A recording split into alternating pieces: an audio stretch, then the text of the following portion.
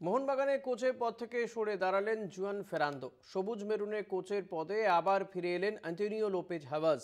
আইএসএলে হারের হ্যাটট্রিকের জেরে সরে যেতে হলো ফেরান্দোকে। মোহনবাগানের কোচের পদ থেকে সরে দাঁড়ালেন জুয়ান ফেরান্দো। সবুজ মেরুনের হেড স্যারের সিটে আবার দায়িত্বে এলেন আন্তোনিও লোপেজ হাভাস। আসন্ন সুপার কাপ থেকেই পেত্রাতোস, লিস্টন কোলাস ও অনিরুদ্ধ থাপাদের প্রধান কোচের দায়িত্ব সামলাবেন হাভাস। আইএসএলে হারের হ্যাটট্রিকের পর জুয়ান ফেরান্দোর চাকরি যাওয়াটা ছিল শুধু সময়ের অপেক্ষা। তাকে কোচের পদ থেকে সরিয়ে দেওয়া হতে পারে এমনই বার্তা পাচ্ছিলেন তিনি।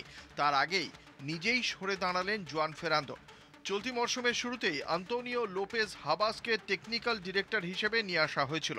ফেরান্দো সরে যেতেই আবার কোচের পদে হাবাসকে ফিরিয়ে আনা হলো। এএফসি কাপ ও আইএসএলে বেশ কয়েকটি ম্যাচে খারাপ ফলের জেরে টিম ম্যানেজমেন্ট ফেরান্দোকে নিয়ে অসন্তুষ্ট ছিল। তার জেরেই সরে যেতে হলো ফেরান্দোকে। এদিকে এর আগেও হাবাসের কোচিংয়ে দুবার আইএসএল চ্যাম্পিয়ন হয়েছে এটিকে মোহনবাগান।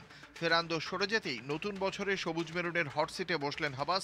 এই মুহূর্তে আইএসএলে 10টি ম্যাচে 6টিতে জয় পেয়ে 19 পয়েন্ট নিয়ে 5 নম্বরে আছে মোহনবাগান।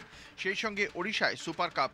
ফলে চোট আঘাত সমস্যায় থাকা মোহনবাগানের দায়িত্ব নেওয়ার পর হাবাসকে যথেষ্ট চ্যালেঞ্জের মধ্যে পড়তে হবে, সেটা বলাই যায়। কলকাতা টিভি।